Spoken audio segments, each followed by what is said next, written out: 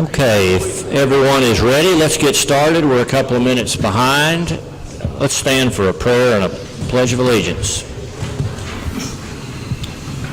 Dear Heavenly Father, we thank you for a beautiful Friday, and we thank you for a chance to gather together and take care of county business. We turn this meeting over to you and ask that you be our moderator, give us wisdom in the things that we say and do, and cause us to take action that is in the best interest of the citizens of Titus County.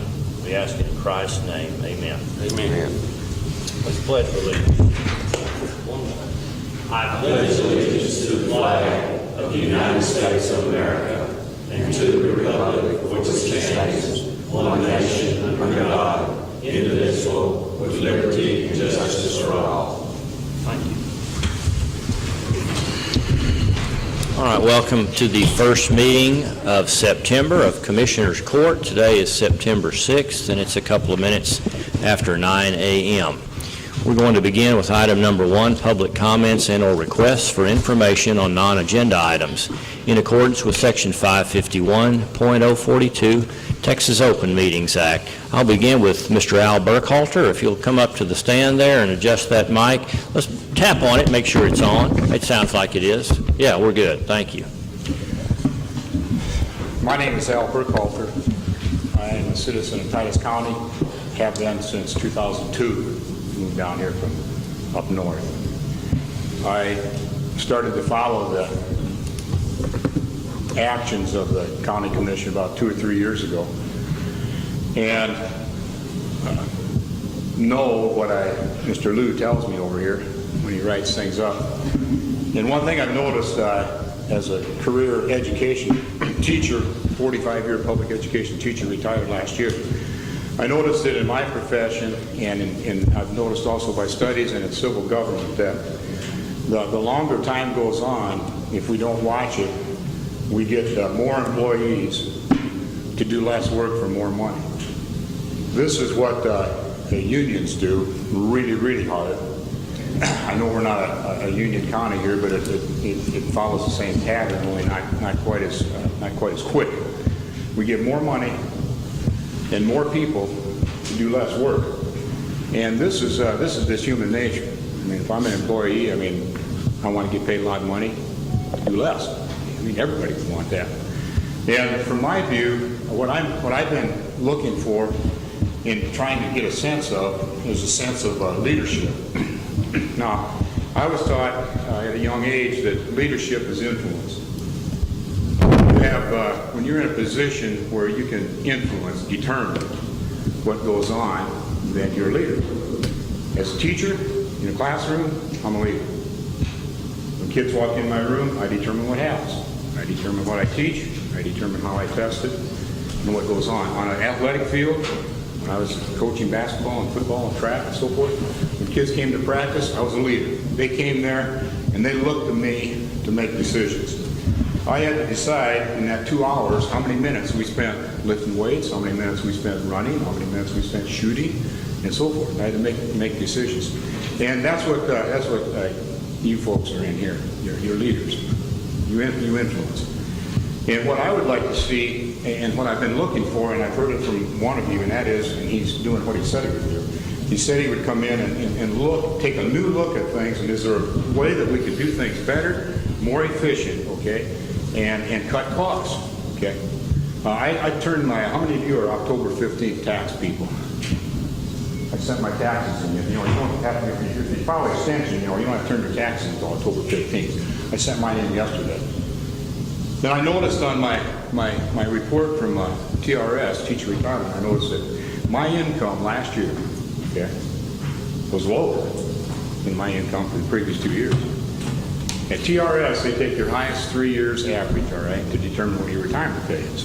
My pay last year was lower than my pay the year before, and it was lower than my pay the year before that. And I reached the top of the scale at Mount Pleasant School District several years ago, right? For the last several years at Mount Pleasant High School, my pay was the same. I never got a raise. Did I die? Did I not have enough money to buy food? Did it completely destroy my life? No, it didn't. There was a proposal that I was a little bit disappointed in here not too long ago when I think it was Mr. Riddle came in and proposed a 5% cut in going through our county government here, looking to make a 5% cut. And I think that's a pretty good suggestion.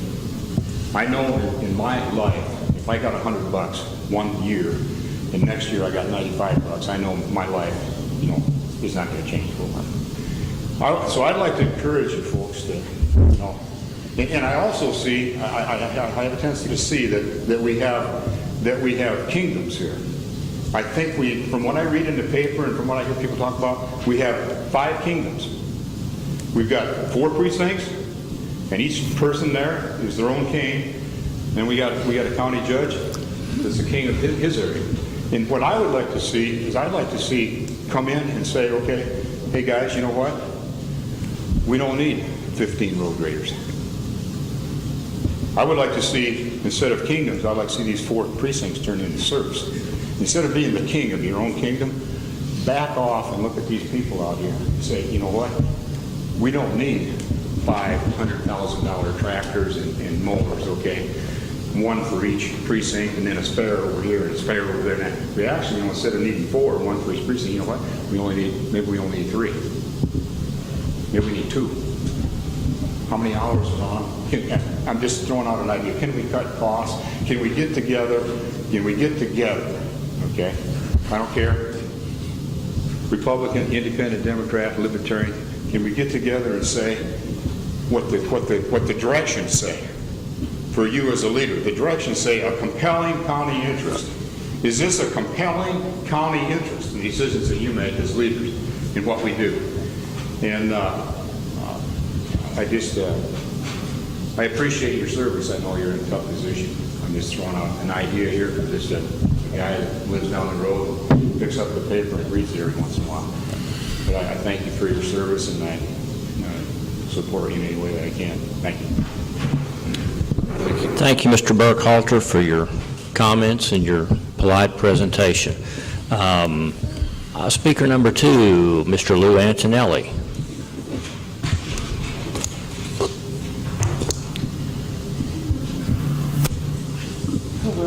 I want to talk to you today just as a regular taxpayer and all that.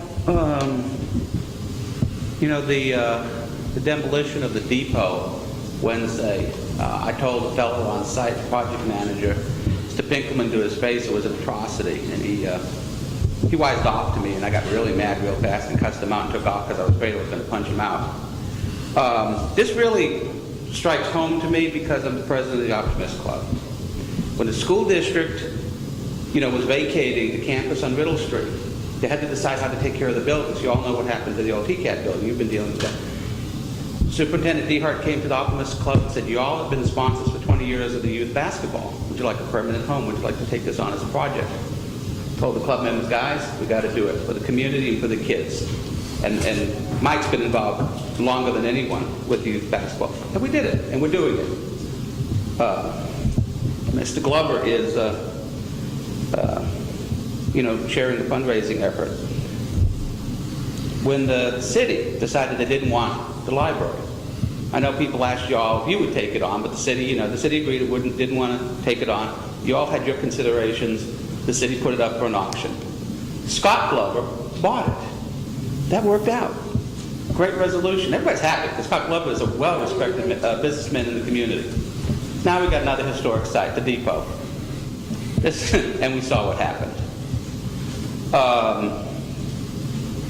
It was, I live on East 3rd Street. And so East 1st Street. So I go around that corner all the time. And, I just can't believe the way it was handled. And if you read today's paper, see, the Union Pacific had made a decision that the building probably needed to be demolished. Problem is, the abatement subcontractor went in and went on its own timeline. When they showed up with the track hoe Wednesday morning to knock it down, I called the PR spokesman for the railroad in Spring. I've dealt with this person before, Raquel Espinoza. She's a nice person. And I said, why are you doing this? She had no idea it was happening. And if you read today's paper, it's clear that the abatement company just decided they were going to go ahead and do it on their own. And they tried to proceed so fast So there's no opportunity for anyone to get an injunction or take anything to stop or slow them down. The representative of the environmental company, B2 Environmental, which the railroad spokesman mentioned in today's paper, he wouldn't hear it. He didn't want to hear it. He was rude. He, Mike was there. I don't think it was particularly polite to you from what you said later. And Mike was, Mike told him flat out, you can't believe you reneged on your promise to give this facility to the county. They could have asked. It might not have worked out. It is their property, and they could ultimately decide to do with it what they did. But it was a public relations fiasco, and it slipped a lot of hard feelings. I mean, it's discouraging to the point of being depressing. And I didn't grow up in Titus County. I've only lived here 6 years. I thought that was a beautiful building.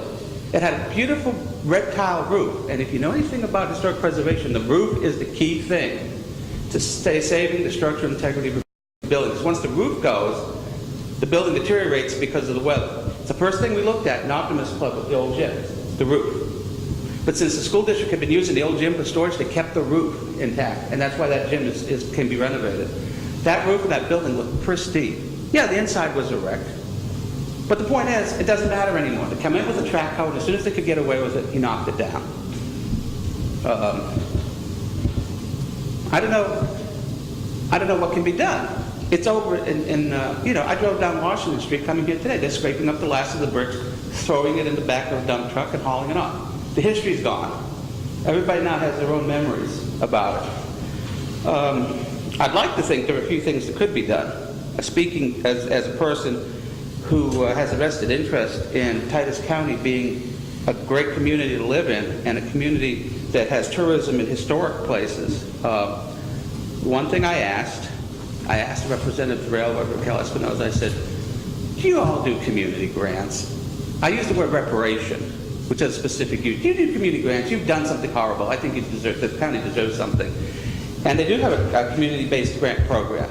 I looked it up. I run it off. I'll give it to you. Brian, they've already gone through the application process for 2014 grants.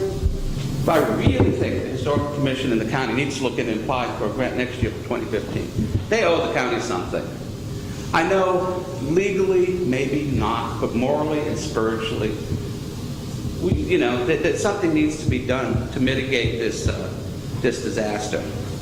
Practically speaking, I don't think the demolition was handled properly. If you were there, Mike was there, and you saw, one track hoe and some poor dude with a garden hose does not equal a proper demolition and abatement and mitigation. And when the wind shifted, there were people standing on the street corner. The wind shifted, we get covered with crap. I started coughing last night. I was coughing up potholders. There was so much asbestos in the air. It was a joke. I took 60 photos Wednesday because that's, my job, what I do for a living. And I ran up one particular photo. Here, I'll give you all copies.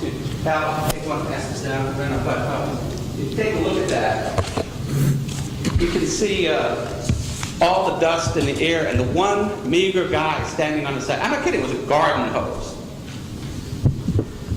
I think someone, might be private individuals, the county might consider it, needs to ask the TCEQ if this was done properly. There should be some repercussions for this kind of abuse. And we have eyewitnesses too. I have the photographs, and we have the eyewitnesses. Mike and I were there, and there's lots of other people that were there. The other thing, personally, I've harped on this subject before, is we need to start enforcing the section of the Texas Transportation Code about obstructing railroad crossings. Because the Union Pacific Railroad thinks they're above the law.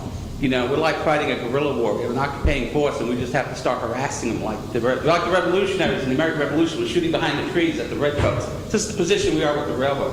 But I run this off too. Section 471007 of the Texas Transportation Code, obstructing railroad crossings. A railway company commits an offense if a train of the railway company obstructs for more than 10 minutes a street, railroad crossing, or public highway. It's a misdemeanor. People can be ticketed. It hasn't been enforced recently, I don't think, but I'm going to start calling 911 every time this happens and let them know to time it, and I'd like to see it enforced. And within 24 hours of the demolition of the railroad depot, I called twice to report blocked downtown railroad crossings with stationary trains. I live at East 1st Street anyhow, so this does impact me. I've had days when I had to go 2 miles out of my way. There's been cases because they're switching around, and I understand they want to use it as a switching yard, that's fine. But there's times when they've blocked crossings for 40 minutes to an hour with multiple trains, and there's been times when it's been blocked at 11th, 3rd, 1st, and Arkansas. And I live work on Industrial. To get home, I have to go all the way down to Ferguson and come back into the east side of town. Ultimately, I'd like to, I don't know what the county can do. Obviously, this happened since the agenda was posted. I don't know what you all can do, what you would think is appropriate. I'm proud that the Optimist Club is working on and trying to save the old gym. It's a big project. But we're trying to do what's good for the community. I'd like to live in a quality community, and I do, and I'm proud of it.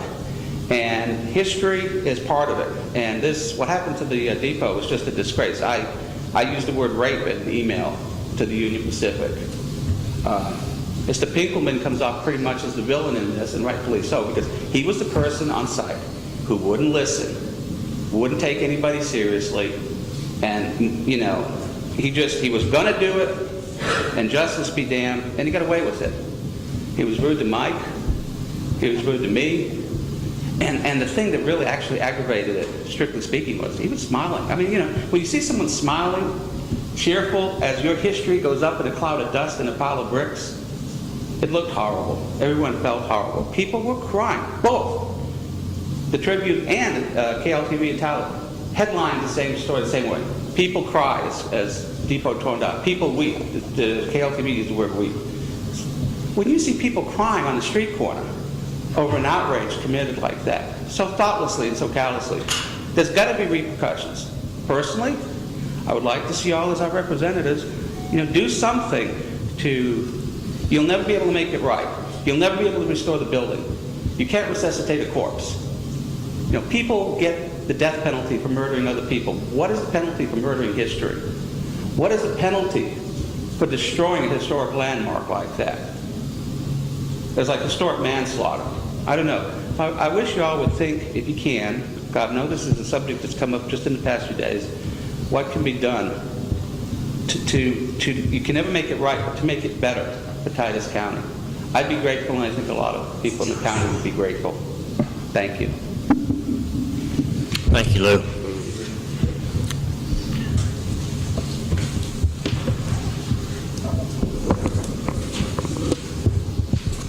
Okay, I've got one more. Mrs. Scarborough?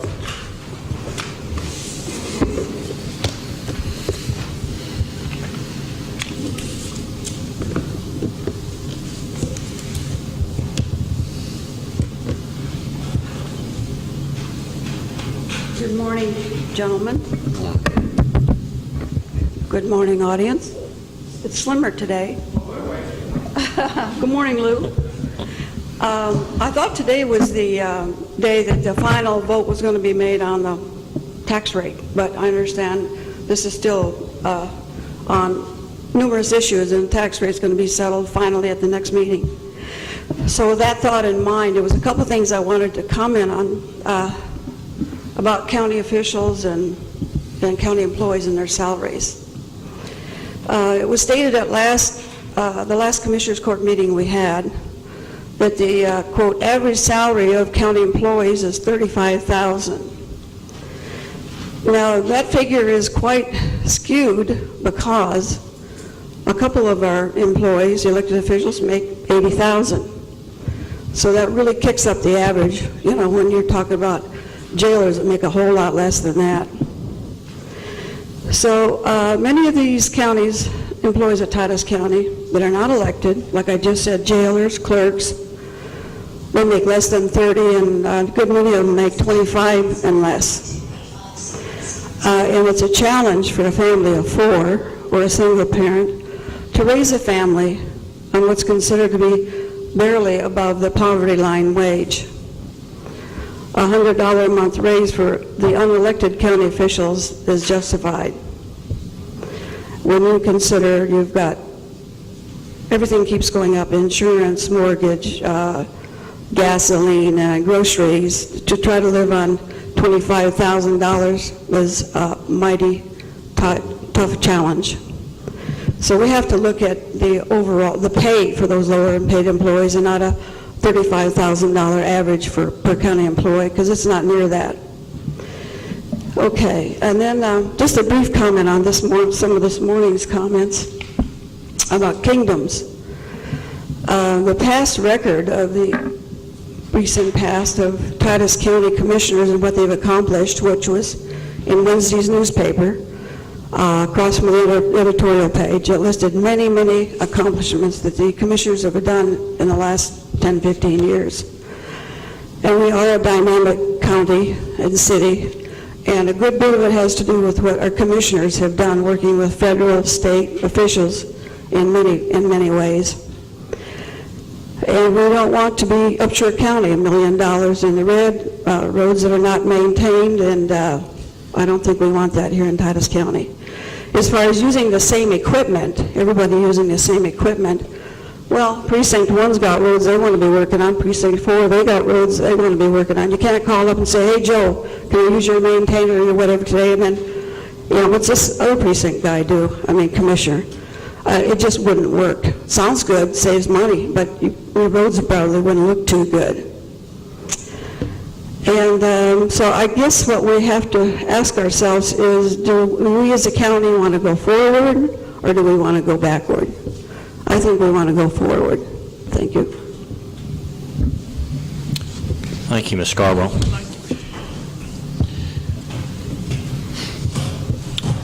Item number 2, consider and possibly approve minutes from the August 26th special meeting of Commissioners Court. This was our meeting 11 days ago on Monday, a regular meeting. Judge, I took a look at those and make a motion to approve the minutes. Motion by Commissioner Hinton and second by Commissioner Hockaday. All in favor, say aye. Aye. Opposed? And there are none. Thank you, Joyce, for getting those done. Item number 4, kind of a two-part deal here, maybe even three-part, but item number 4 is to consider and possibly approve a request by Workforce Solutions to continue to rent the Riddle Street building through October 31st in accordance with their 30-day option. As you'll recall, we granted Kay Odell and her organization, Workforce Solutions, the right to rent the building that we had purchased on Riddle Street and gave them a lease through the end of September with a 30-day option. They would like to take advantage of that 30-day option through the end of October. Motion. Okay, motion by Commissioner Hockaday. Second. And second by Commissioner Fields. All in favor of honoring this request to stay through the end of October, say aye. Aye. Opposed? I missed it. The motion was to do... To allow them to take advantage of their 30-day option and extend their original 90-day lease in the Riddle Street building to 120 days, which would put it through Halloween, October 31. Yeah. Okay with that? All right, so there are none opposed. All right, Kay, we will grant that for you. And along that same topic, let's bring this back up once again. Consider and possibly take action on alternative uses for the Riddle Street building, same building we've just voted on, and consider either a long-term lease, a sale, or use by the county during and after the possible but yet to be approved remodel of the annex. We've got several things going on here, and we need to make a decision. Primarily, Workforce Solutions would like a response from us. And rather than hearing it in my words, Kay, would you mind sharing with us what you would like for us to maybe consider as far as allowing you to stay there longer than had originally been intended? Thank you, Judge. Good morning, Commissioners. I appreciate the opportunity to come forward and talk a little bit about the building. We've been in there about 60 days now. We intend to be in there another 30 days. We've had some, we put an RFP on the street for additional space in somewhere in town. We have not received a adequate response yet.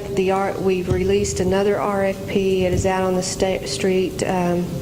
We are expecting proposals to be due by September 11th. However, during the time that we've been there, our staff has been extremely pleased with that building, and they have asked me to come forward and visit with the court about the possibility of a long-term lease for the building. We are looking at probably a 10 to 15-year lease that we would be attempting to work out with you. And we would also be a good partner in helping to keep it maintained and do some renovations on that. The judge and I have talked a little bit, not a whole lot, about where to go from here, and we understand that there are some concerns and some other desires for use of the building. We just want to state that we enjoy being there. It's a great location for us, being right next door to the Northeast Texas Community College Adult Basic Education Program. We work hand in glove all the time, so having them right next door is just great for us. So we would appreciate your consideration for that. Thank you, Kay. All right. Well, as you recall, let me just kind of recap some of the things we've previously discussed. At a couple of meetings ago, I believe it was, we had made a decision with the guidance of the architect, Chris Basham, to forego use by the county at this time of the Riddle Street building. He felt that we could combine a couple of offices, namely elections administration and tax collection vehicle registration, all together in the what I'll call the Ratliff building. And if we are able to do that, and he says that we are able to do that, we wouldn't really have an immediate need for the Riddle Street building. And so we talked about pursuing a long-term lease for that building, or even selling that building if we did not need it. The idea was brought up, and I believe we approved the fact that we weren't sure what needs we might have for temporary housing for any department or departments during our proposed remodel, and perhaps it would be good if we hung on to the Riddle Street building and did not entertain a long-term lease, because we might have to tell that tenant, sorry, we've got to use this building for a period of time during our remodel. Well, here we are with several factors to consider. I'm going to let you hear from Judy Cook, and perhaps even Leonard would like to voice something. But we need to make a decision on the Riddle Street building, I think, for the sake of workforce solutions. Now, we can go several different directions. We can tell them, sorry, we're just not quite sure what we need that Riddle Street building for right now, but we do know that we can't commit to you long-term, and so you need to make plans to get out in the near future. Or we may tell them, yes, we'd like to have you in there as a long-term tenant. It would be good financially for the county, whether we decided to continue to just be a landlord for that building, or if we decided to sell it with a long-term tenant, the building would be worth more, obviously, with a good tenant already in there. So the first thing I think I'd like to do, I've asked Judy Cook to be here and share with us her concerns about a move to the Riddle Street building. Would you like to share your thoughts? Would you come up to the podium so we can get it on properly recorded? Good morning. Well, as you all are aware of previous discussions, that I do not want to move to the Riddle Street building. I just don't feel that that's a good place for us to be located, and I just don't want to move down there. What about our last meeting's decision to move you to the Ratliff building in conjunction with Elections Administration, allowing them to stay there, not requiring a move for early voting, and therefore not requiring us to need the Riddle Street building or another new building that we had talked about?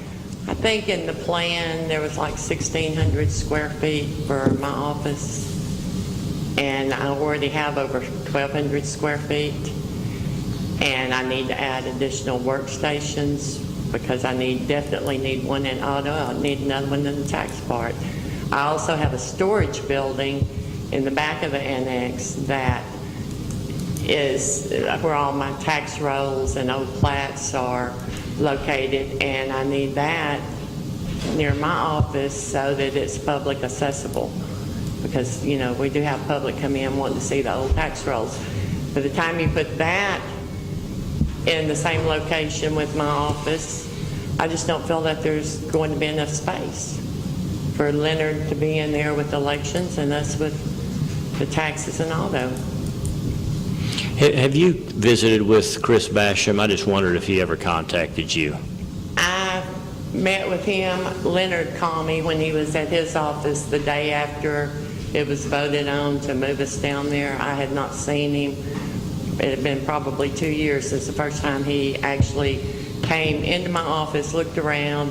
I had no contact with him up until the point to where I located him and spoke to him about this. Okay. Did he try to convince you that, yes, I really can get you in the Ratliff building and make it work? He did, but I don't think he realized the storage room that I was, talking about being ours. I don't think he was aware of that fact and I think he said it was around 400 square feet. Okay. Well, go ahead. I was going to ask, you had talked to me a little bit about they were going to move the wall in 2 feet, give more room for the restrooms. The restrooms are going to... Well, the hallway has to be extended 2 feet wider. That was going to come off of my side of the building, and then they're going to have to build an additional restroom. So I don't know where that's going to come from, whether that's going to come off my space or where he's going to put that. So to me, it's shrinking instead of getting us to the size that what we really need to look for future growth. Well, as recently as 3 days ago, I talked to him again and I voiced your concerns, and he says, I assure you I can get everybody in that building. Maybe there would be some off-site storage still in the annex for some of those records. I don't know if that's workable or if it's not workable. But again, just so you all will know, I did talk to Chris about Judy's concerns, and he says I can make it work. Well, what I would prefer, and Leonard probably would also, is all you guys and Leonard and I could sit down with Mr. Basham and talk to him and, see what's workable to where that we all have the space available to us that we need. If that could be arranged, that would be great. Okay. Okay. All right. Thank you. Thank you. Thank you, Judy. Leonard?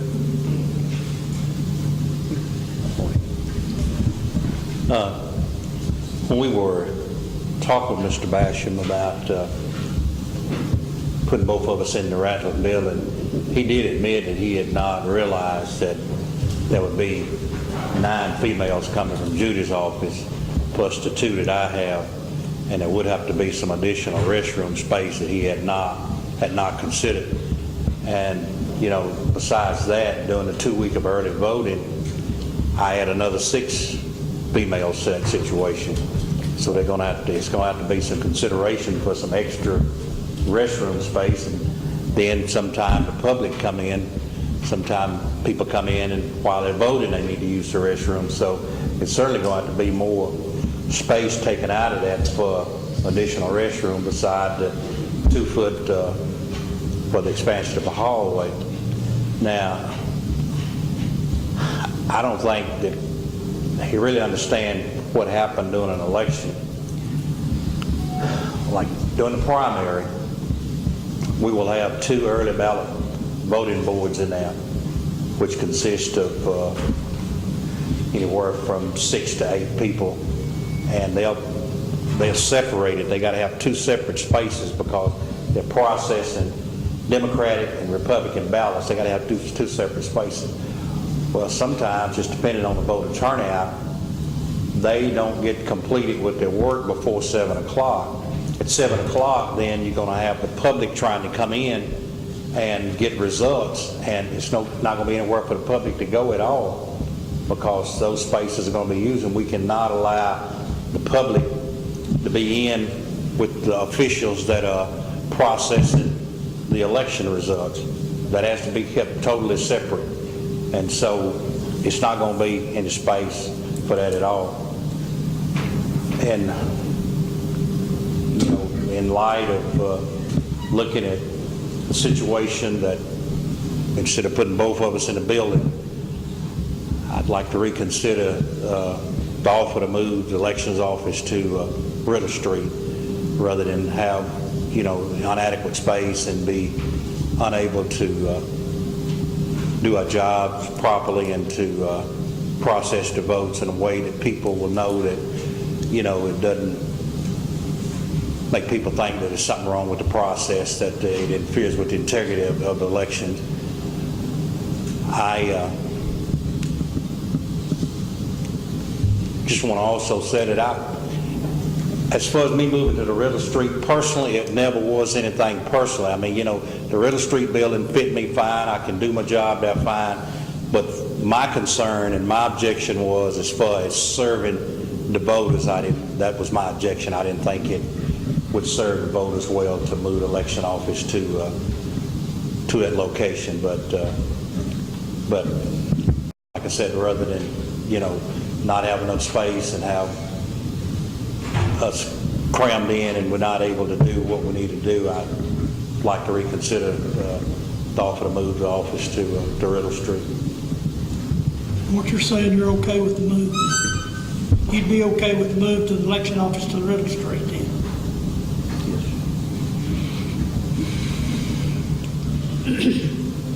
Looks to me like that solves all of our problems, doesn't it? Well, and of course, I'll remind you, we have some party heads that didn't think and probably still don't think that that's the ideal solution. And we had talked about building an additional building on the property next door to the Justice Center, so that was still one of the options.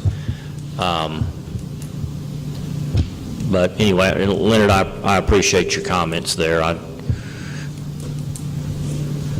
All right, anyone else want to speak about this or ask a question or comment? Mr. Riddle? I'd like to make, if I understood him correctly, Leonard said he'd moved to the Riddle Street building.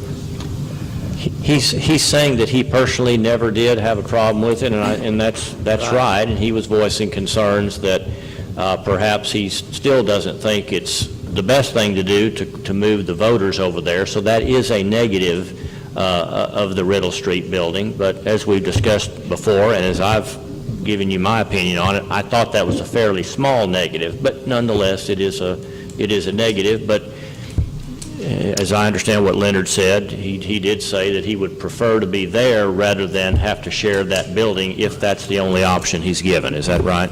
That's what I understood that he said.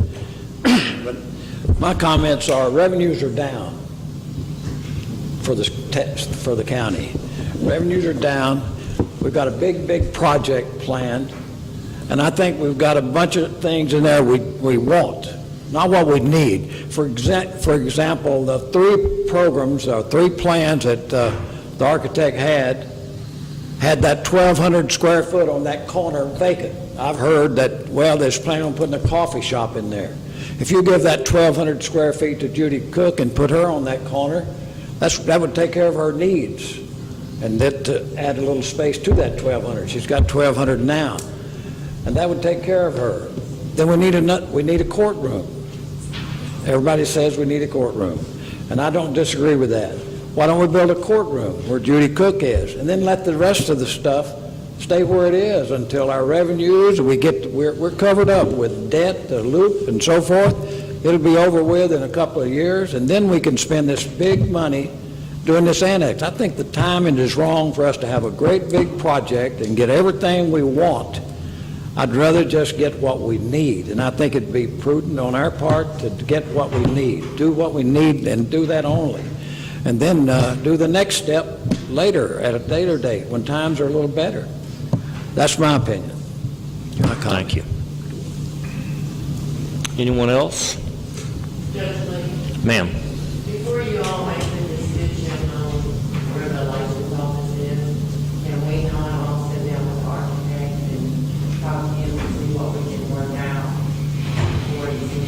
Yeah, I don't think we're under a time crunch to do any of this. Ms. Naramore? I don't see why we can't sell a building on Riddle Street and build a new building over there on Tustin. That's certainly an option.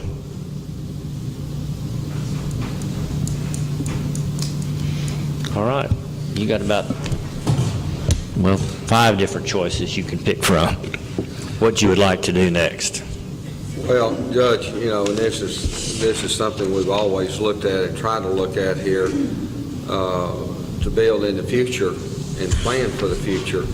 And we are going to continue to grow as a county, and we don't want it just like our jail. We built the jail back in around 90, and it's filling up more and more. At some point in time, we're going to have to start planning for the future for that.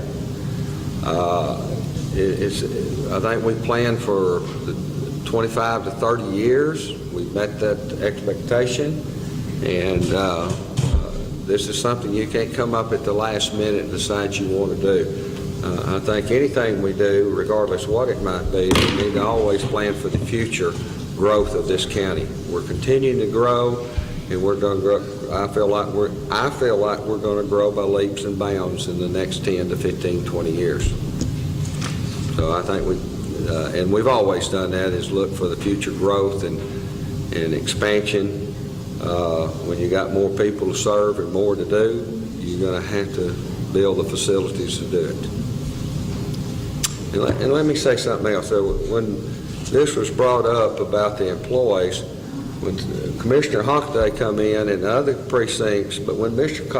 Hockaday came into office, he had, 11, 12 employees? 13. And he cut them back to 4.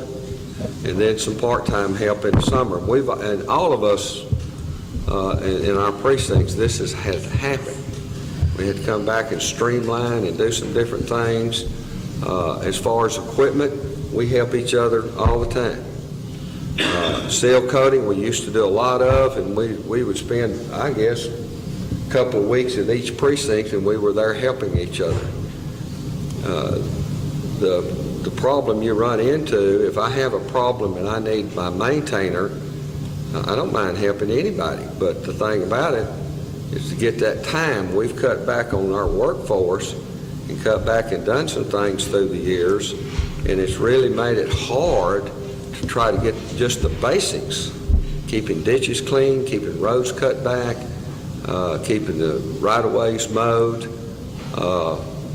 and continuing to improve and upgrade roads. We're getting bigger and bigger and bigger trucks on the road. That's the number one thing that just kills me. And I ask, the DPS is really good about helping patrol some of these roads. The Sheriff's Department does a great job. Our constables get out there and work these roads when I catch them. 2 weeks ago at about 5:45 in the morning, I caught one on the White Oak Springs Road because I was headed to work, and I pull behind him, get his license plate, and I write it down, turn it in, and got a hold of, I didn't get a hold of the Sheriff's Department, I got a hold of the Clevey, but anyway, what I'm saying, you're getting bigger and bigger trucks because of the bridges is a plus for us. We've got these new bridges, which was old railroad cars that only 10 to 15,000 pounds could go across. Now, 100,000 pounds can go across, and it's going to hold them up. So you're going to see more and more of that because people know they can cross those bridges. It's a problem. It's a growing problem. Our traffic on roads have increased tremendously in the last 15 to 20 years. Used to, the people moved to the city.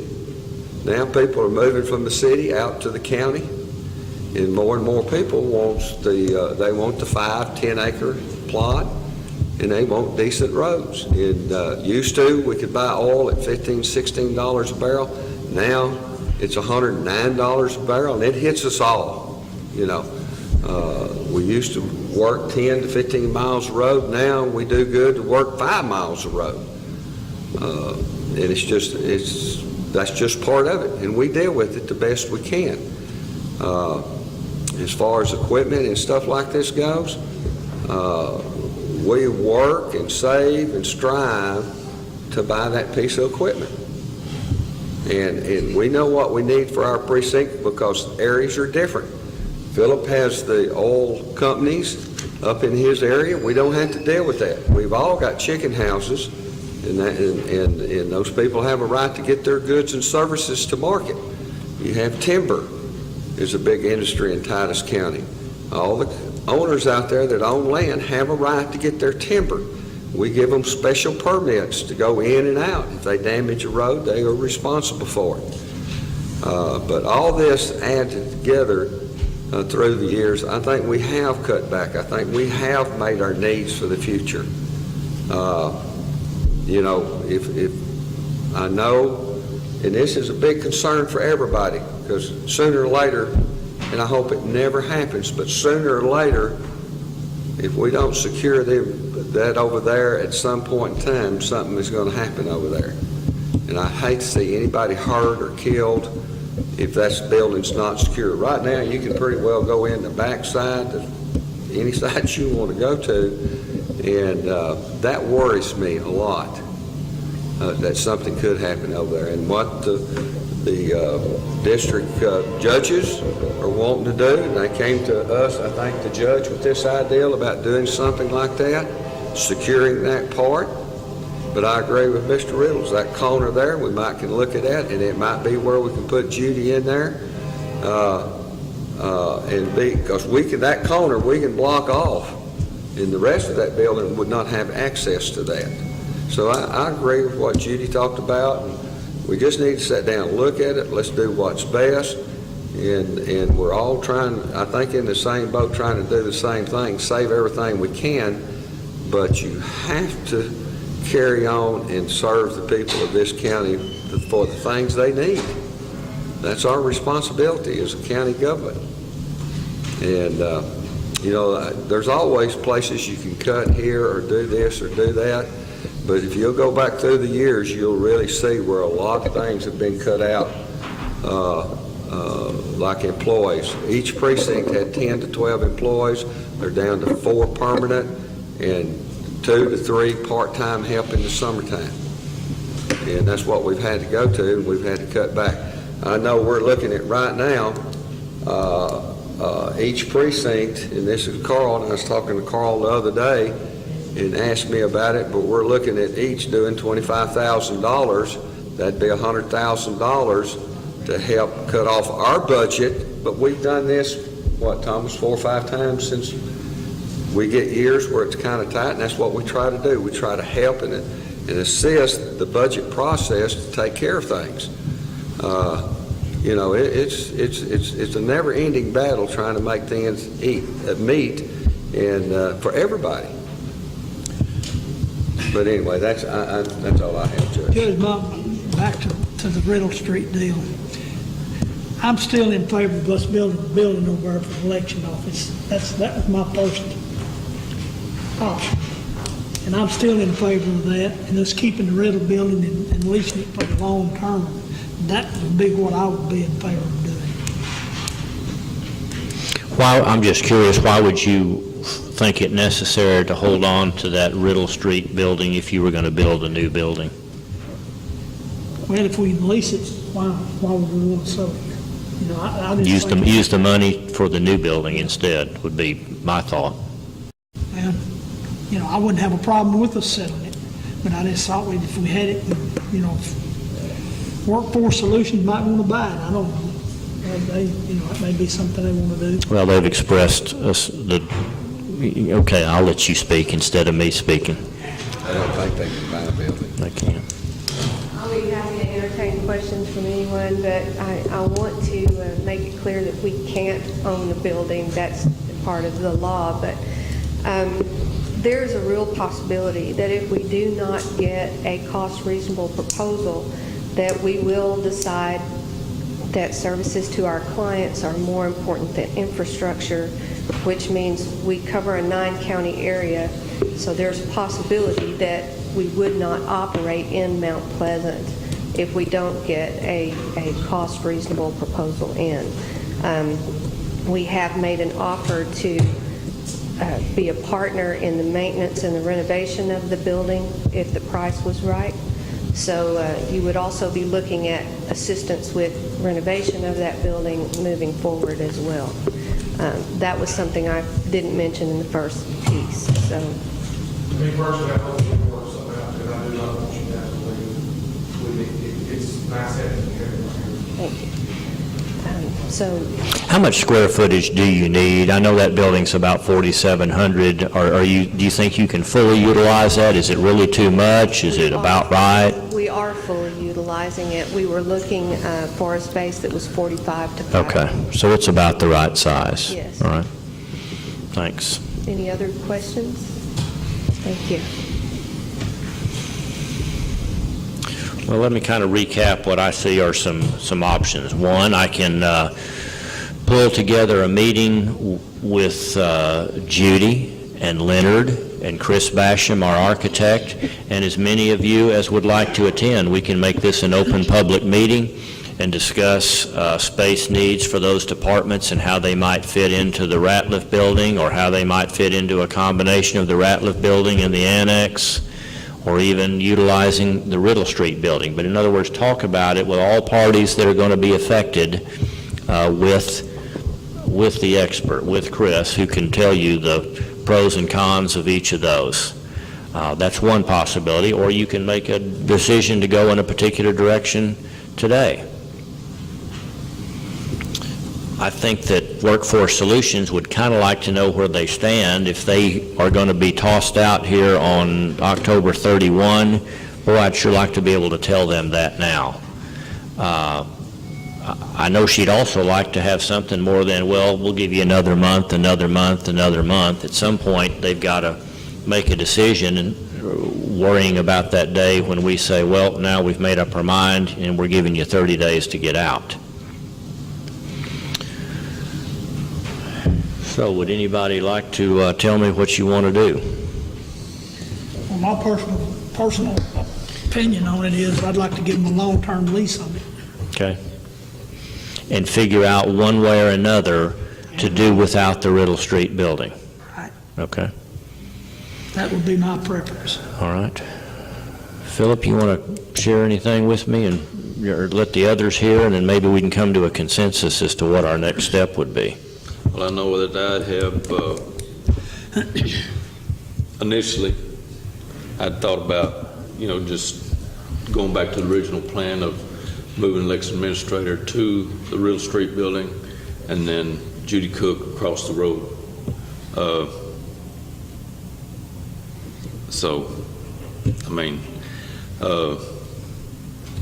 And then, of course, at one time we spoke of doing the new building on the block. So I'd like to just sit down and listen to, get everybody together also and talk about this. Okay. All right. Well, I don't see any harm that could come from having a meeting with Chris and, again, with this entire group to discuss this. I think I could get that done in the next, I don't know what Chris's schedule is, but surely by the end of the month we could get that meeting, and maybe even next week. It would be a posted meeting that would include a workshop to discuss these space needs, and then possibly an action item that would include a decision as to what to do. Judge, on thing, I did not realize this, that y'all would even consider maybe leaving Mount Pleasant. The building itself, if we were not going to utilize it, I would be more in favor of getting rid of the building. But since you've enlightened me on this, that y'all would possibly, a possibility of looking at other areas in the 9-county area, serving our county would be better for it to be here than in some other county. So, I'm having second thoughts about that, and agreeing with probably Thomas more on that situation. I did not realize that. I just assumed that y'all would be here in this area. And I think that is a service to our people of this county and the surrounding counties. So I agree. We need to sit down, look at it, do some talking, and come to a conclusion that could best fit everybody. Okay. Kay, will you clarify for me? I don't want these guys to come up with a pity vote and say, well, we've got to let Workforce Solutions have our Riddle Street building, otherwise they're leaving. Now, that may be accurate. I don't know. I do know you've had one other response on your RFP that may be a little too pricey, but have you even put out the second RFP? Yes, sir, it's on the street now. Okay. The responses are due back on September the 11th. And let me clarify, we would not be moving to another county. We got a $400,000 cut in our budget this year. So we are on the verge of determining whether or not we want to increase our services to our clients or continue to work the way that we are. If we do not get a cost reasonable proposal, there is a real possibility that the office here would not reopen. Oh. There is a possibility. I'm not saying it would happen. It would Understand. have to go before our board for a decision. But if we can't afford to operate and provide services to our clients, there would be that on the table for discussion.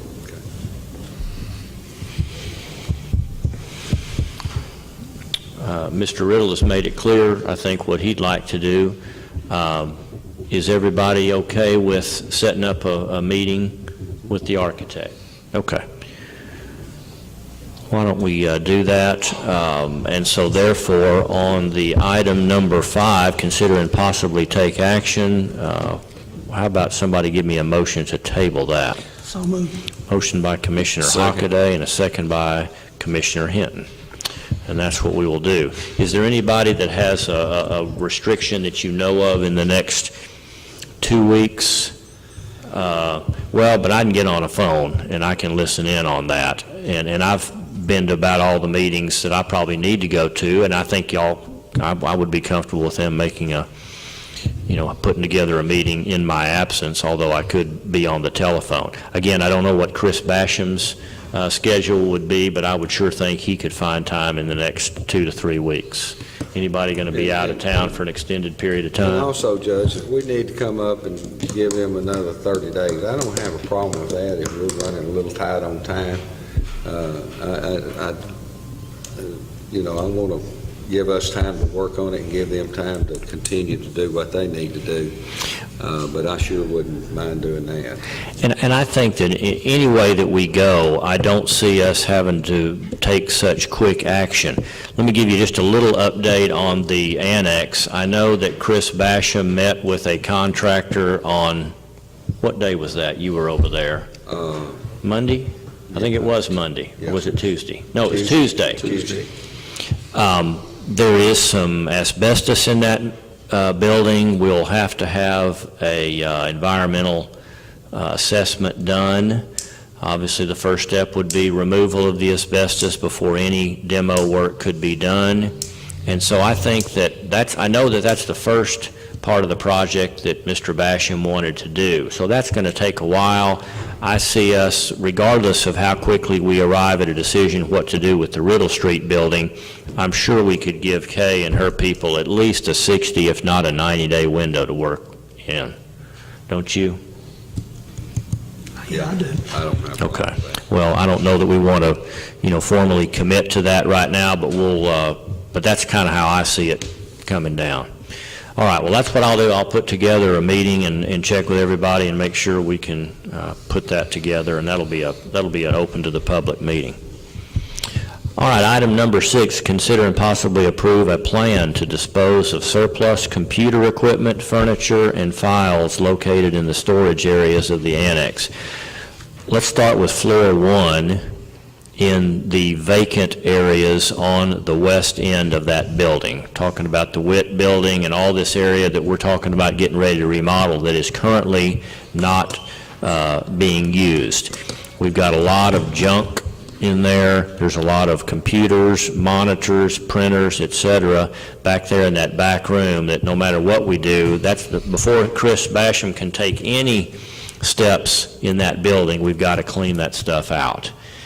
My personal opinion, after having looked at it, is, and I know hard drives play into this, we'll talk about that in a minute, we probably need to bring a parade of your dump trailers up here and have a clean-out day and haul that stuff to the dump. If there is something there that we deem has some value, then yes, we'll sell it one way or another. I have not talked to Cabro about a plan on what to do with those hard drives, but I'm sure Sean could help us come up with a plan to make sure that we don't have any security issues. I would encourage you, in the next couple of weeks, take a tour through that building and see if you don't agree that stuff just needs to go to the dump. That's floor one. Floor number two, we've got some storage area, lots of file boxes back there in the upstairs corner that I don't really know what the extent of it is, but at some point we need to walk around up there. I know Diane's got some important files that certainly aren't trash. Carl knows he's got some files up there, some of which may be trash, maybe the majority of it, but either way it's going to take somebody to go up there and take a look at that. We can then call our contact in Longview that does the disposal of files for us, and we could start carting that stuff out. So that's what needs to be done. How do you all want to do this? I had a call from someone associated with the dog pound and all that up there. They said they needed some desks if we had any over there. There is some. I just sent them those old desks and some of those file cabinets that we got stored over there. If they need them up there. Also, maybe some of the fire departments need something that we have over there. Well, there's not a lot of good stuff over there. Let me just be real clear. It's been hauled from here down to the bottom. There is some usable stuff over there, without a doubt, and I want it to be used if it can be used. But the stuff that's nobody's ever going to touch, it needs to go. You'll have a better idea once you take a look at it. And so again, I'd rather not you just trust me that I'm telling you it's all trash. I'd rather you go take a look at it. We can separate the good from the bad, put some up there in the front, some in the back. We can have another public sale. We can let anybody in this community come and pick through the stuff that would be a nonprofit organization or a county department. The records on the second floor, what I would suggest you do is that each elected official or appointed official contact the state and find out what the requirements are for their records. And if you'd like, in the auditor's office, if those records, if I don't have to keep those records, then I'll have them shredded. Okay. Who else might be sharing that room with you?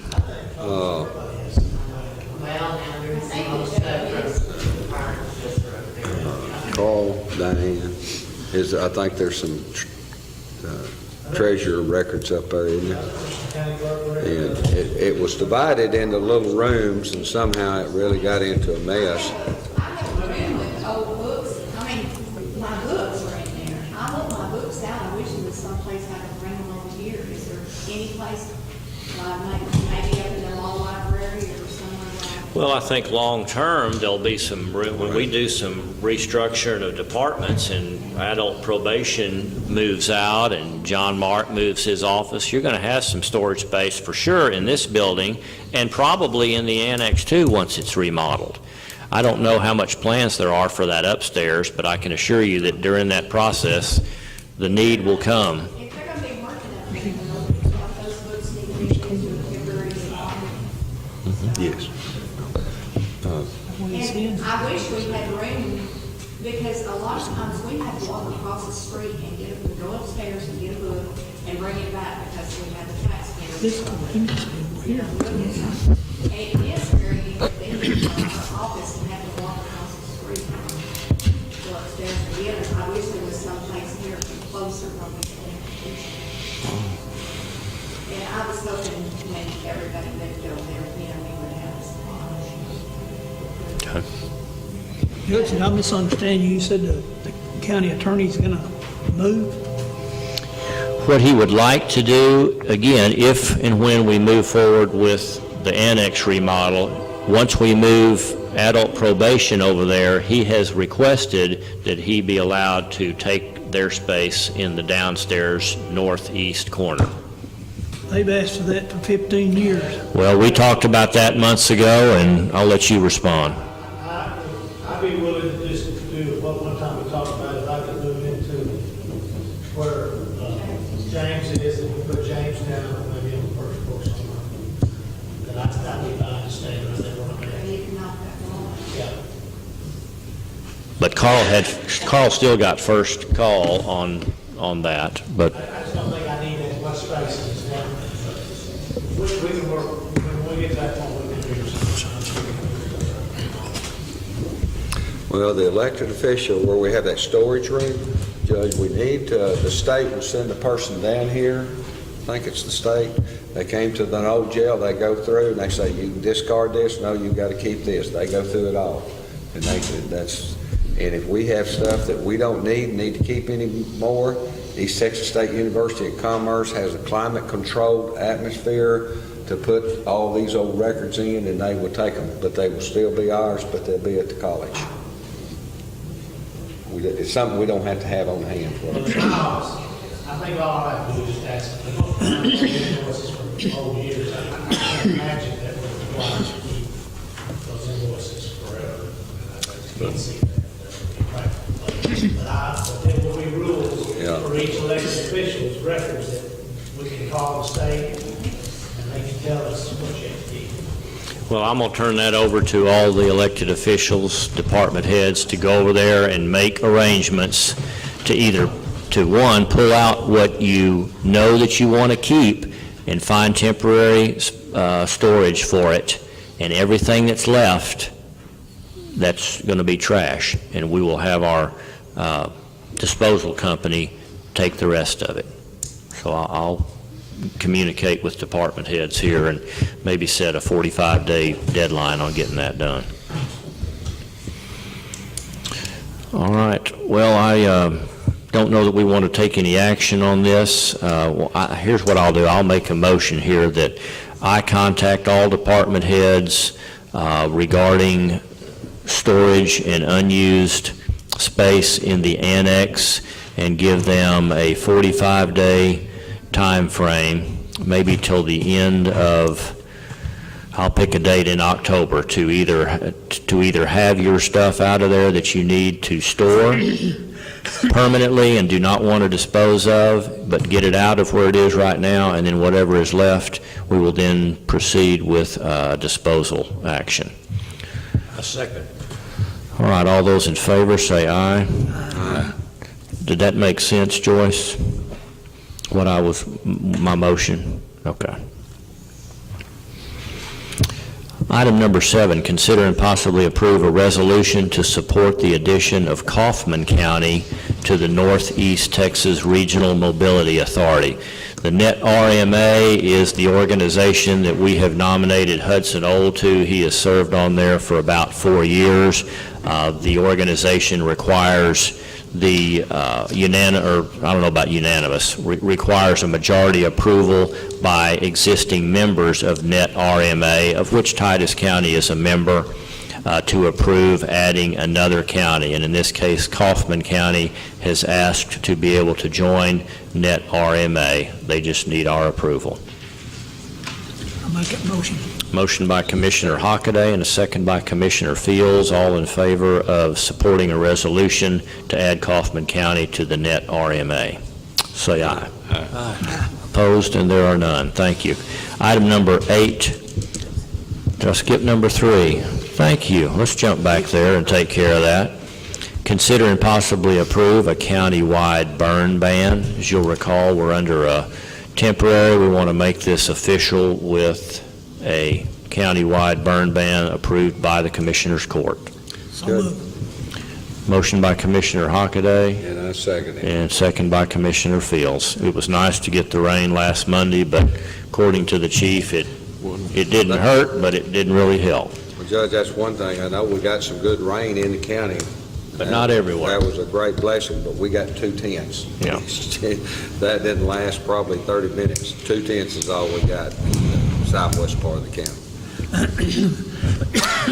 Okay, we got a motion and a second. All in favor of approval of that county-wide burn ban, say aye. Aye. Opposed, and there's none. Thank you. Item number 8, consider and possibly approve 2013 tax year resolution for exemptions and discounts. Judy, no change in that from in the past couple of years as I have read over that. Okay. And as you'll recall, these are the discounts for our senior citizens. Yeah. Judge, I'd like for you to read those because it wasn't that long ago that we didn't have these discounts, and the state finally approved it. And if you're 65 or older, you get to get these discounts. Also, disabled veterans and people that has disability qualify. And not all counties have this, but this is something we have done. The courts through the years have done from day one. All right, let me run down these. Be it resolved to allow a discount to the property owners of Titus County for the early payment of property taxes for the 2013 year.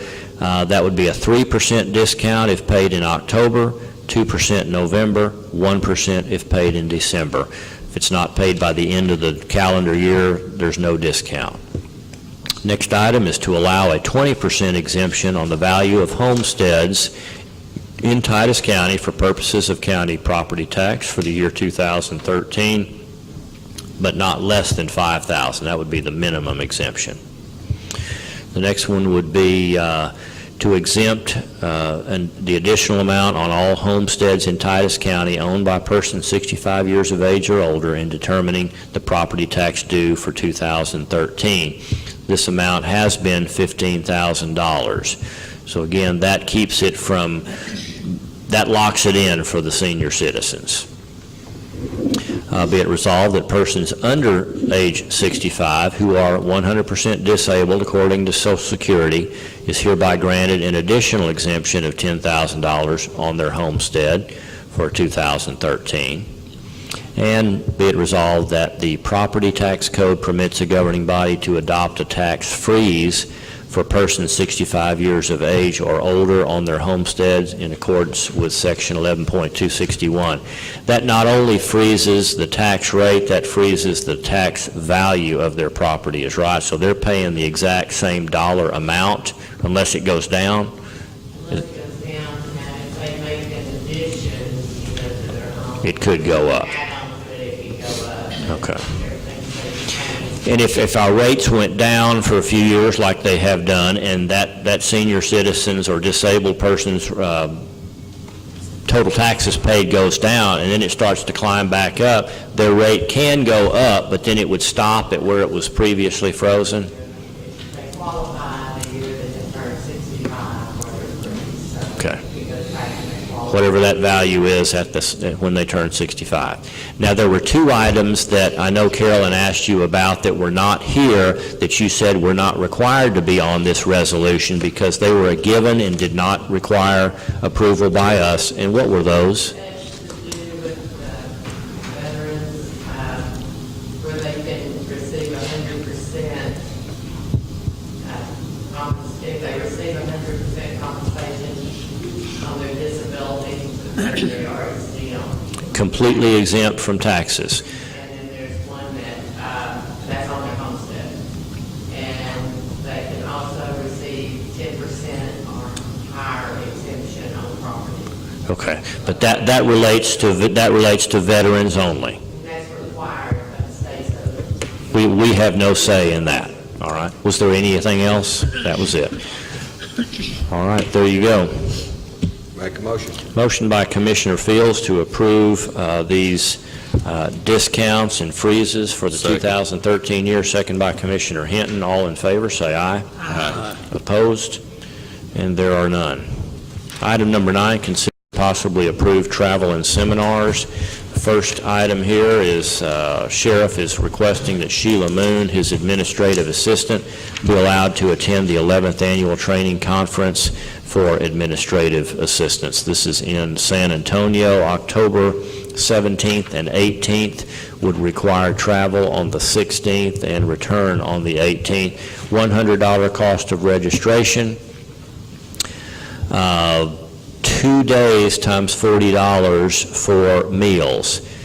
Now, Sheriff, if you'll remind her that and I believe that this trip would qualify. She's going to actually be traveling the 16th and the 18th, so she'll be gone 3 days there. And I believe what we had agreed to do was on that travel day, even though she's not staying 3 nights, she's only staying 2 nights, but she's got a long travel day, that would qualify her for half of the $40 per diem amount. So she would be able to get 100 rather than the 80. So I'm going to make a change on here when I sign Carl's official copy. Total cost of hotel, $254. Travel by personal vehicle, 782 miles. Total approximate cost of training, $875.83. We'll add 20 to that for $895.83. Next item is to send Andrea Miller, the records and evidence clerk. Sheriff is requesting her to be able to attend a conference in Austin, TAPEIT. What does that mean? Don't have no idea, but you want her to go. Okay. That's our residence school, what it is. And she is over all residents now. So I need her to go to that school. She's not only our records clerk, but she's our evidence person and our That conference actually lasts October 22, 23, 24, 25. She would travel on the 21st. Cost of her registration, $331. Total cost of meals, $160. Again, that would cover the 4 days or the 4 nights. That travel to Austin would qualify her for some additional partial monies on that day of travel, the 21st. She'll take a county vehicle, right? So that would just be gasoline cost on that county vehicle. Total cost, approximate cost, $1,020.25. JP Paula Dyke, Precinct 2. I'm reading her notes here. She would like to attend Justice of the Peace seminar, 20-hour training. She says, yes, this is mandatory. It is in Rockwall, March 9 through 11th of 2014. $100 cost of registration. She will turn in her request for her per diem reimbursement for those 3 days. When she returns, same as for her hotel, and she has not given me an approximate cost on her hotel, so she will request that at a later time. This is for March, so she's basically asking for the $100 registration at this time. Those are the 3. Judge, the reason that they usually ask for that part of it is it's set out, and they want to be sure that Okay. So 2 from the sheriff, 1 from Judge Dyke. Make a motion. Motion by Commissioner Fields to approve these travel and seminar requests. Second. Second by Commissioner Hinton. All in favor, say aye. Aye. Item number 10, approve oral and written reports.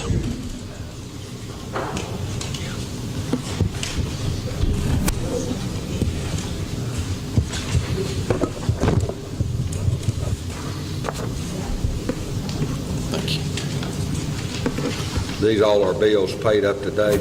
That's all the bills that were paid through the jail, bills that you approved. Still got resolutions.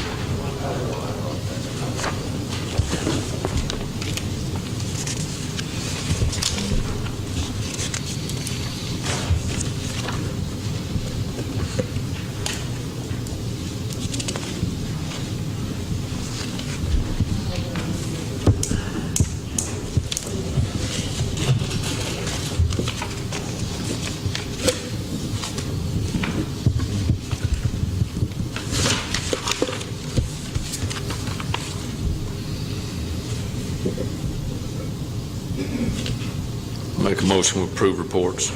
Motion by Commissioner Hinton and a second by Commissioner Fields. All in favor, say aye. Aye. Opposed? And there's none. Item number 11, consider and possibly approve the treasurer's report.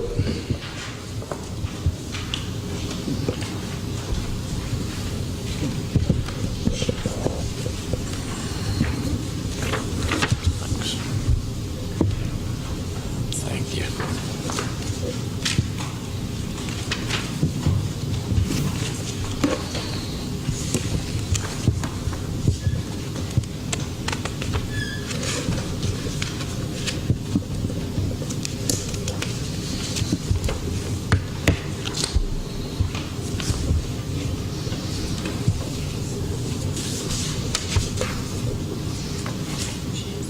Make a motion, approves treasurer's report.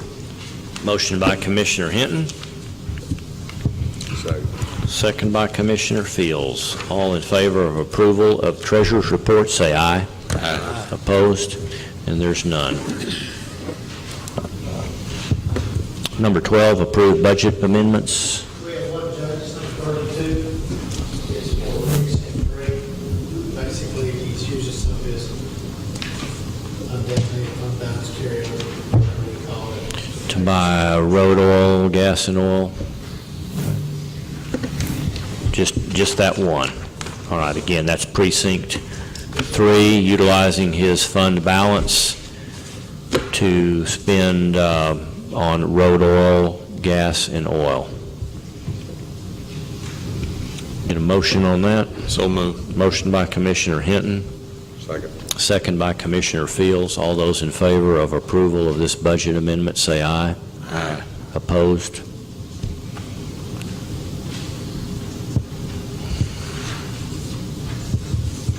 Item number 13, sign pay orders and approve payments. Make a motion to pay our bills. Motion by Commissioner Hockaday to pay the bills. Second. Second by Commissioner Fields. All in favor, say aye. Aye. Opposed? Get y'all signatures on these 3. All right, item number 14, closing comments by judge and commissioners, if any. Lou, I appreciate your comments today. Sad situation with that depot, and we'll look into what we might want to do. Water under the bridge for sure, not going to be able to resurrect that building. Indeed, unfortunate. I appreciate those that many years ago thought they had this thing lined out, and unfortunately those plans got changed. Thank you for your comments from the public today, and thank you for the discussion about space needs. We'll follow up on that. Commissioner Hockaday, you have anything? I don't have anything. Commissioner Hinton? Have nothing, Judge. Commissioner Fields? Well, Lou, I do too. Thank you for your comments. Also, the old gym down here, I'm very glad that we're going to keep that old gym. It's a lot of memories down there. And also, at next court meeting, we'll bring up about the county park, the jam fest that we'll be having out there. Be asked in court. I forgot to get it on the agenda for this time, so we'll do it next time. Commissioner Riddle? Let me go over some dates coming up in these next few weeks. Our next meeting will be Monday evening, the 23rd, I believe is the right date. A little bit different that night, at 5:30 p.m. 5:30 p.m., 30 minutes before our regularly scheduled meeting, we will have a budget hearing. At 6 p.m. or whenever we finish with the budget hearing, we'll move directly into our normally scheduled second meeting of the month, Commissioners Court. 5 days later, on Friday morning at 9 a.m. on the 27th, this is when we will approve the budget and the tax rate. We did it like that because we had some date and day restrictions there toward the end of this month, and we needed enough time after the budget hearing. So that'll be 4 days later, actually, Tuesday, Wednesday, Thursday, Friday, 4 days later, on the 27th, last Friday of the month, 9 a.m., we will approve budget and tax rate. So 5:30 and 6 on Monday, the 23rd, 9 a.m. Friday, the 27th. Judge, Chairman, the way the 27th, the way the agenda has to read is you have to approve the budget first, and then the tax rate. Get those in that order. Thank you. Why can't we have it in the evening so the taxpayers can come? Why 9 o'clock on Friday? It's secret, huh? Secret. I don't think you want to do it on Friday night, that's football games, stuff like that. I think that, you don't think the taxpayers should know when we're going to raise their taxes? We're not raising that. We've cut taxes $400,000. That's fine. Did you give me those two other documents that were signed? Did you get signatures on them, everybody? All right. Have anybody come on the evening meetings? If you have an evening meeting, nobody shows up here, then I'd say don't do it. I've been here on evening meetings at night, it's less than 4 people. We've had plenty of discussion on this subject, and I believe we reached what I thought seemed to be fairly tolerable for those that were here. We will have it at 9 a.m. on Friday, the 27th. I am ready for a motion to adjourn when you all are. Motion by Commissioner Hockaday. Second by Commissioner Hinton. All in favor, say aye.